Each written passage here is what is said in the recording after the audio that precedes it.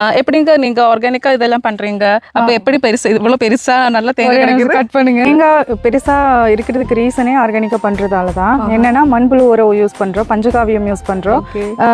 எந்த fertilisers artificial fertilisers use പண்றது இல்ல. அதனால தான் இது இவ்வளவு ക്വാളിറ്റിயா இருக்கு. നമ്മുടെ കസ്റ്റമേഴ്സ് നമ്മളോട് ചോദിക്കാറുണ്ട് നമ്മൾ തേങ്ങ എവിടെ നിന്നാണ് എടുക്കുന്നത് എന്നുള്ളത്. കേരളത്തിൽ തേങ്ങയില്ല എന്നുള്ളത് ഒരു സത്യമാണ്. നമ്മൾ ഈ അടുത്തുനിന്നൊക്കെ തന്നെ എടുത്തുകൊണ്ടിരുന്ന തേങ്ങയിലും നമുക്ക് എപ്പോഴും ഒരു റിസൾട്ട് നമുക്ക് കിട്ടാൻ ബുദ്ധിമുട്ടുള്ളത് പോലെ തോന്നിയിരുന്നു. ഒന്നെങ്കിൽ ക്വാളിറ്റി ഇഷ്യൂസ് വരും, അല്ലെങ്കിൽ എടുക്കുന്നതിൽ മിക്കതും ചീത്തയായിരിക്കും, അങ്ങനെയൊക്കെയുള്ള പല പ്രശ്നങ്ങളും ഫേസ് ചെയ്തിരുന്നു. പിന്നെ കേരളത്തിൽ തേങ്ങ വരുന്നതും തമിഴ്നാട്ടിൽ നിന്ന് തന്നെയാണെന്നുള്ളതൊരു പൊതുവായ സത്യവുമാണ്.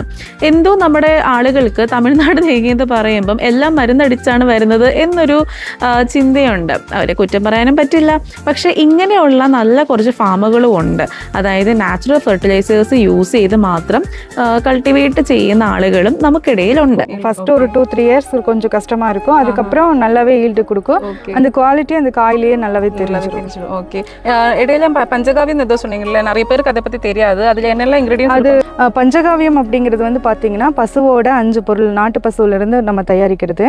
இது வந்து மாட்டோட பால், தயிர், நெய், சாணம், அதுக்கப்புறம் வந்து பார்த்தீங்கன்னா கோமியம், இந்த 5ஐயும் ஆட் பண்ணி நம்ம பண்ணுறது தான் பஞ்சகாவியம். அதாவது எல்லா இது பயிர்களுக்குமே கொடுக்கலாம். அது தென்னைக்கு வந்து ரொம்பவே நல்ல ரிசல்ட் இருக்குது. கொப்ரா ப்ராசஸ் எப்படின்னா நம்ம 90 டேஸ் ஆகும் மரத்துலேருந்து டைரெக்டாக காய் வந்து கீழே விழுகிருக்கு.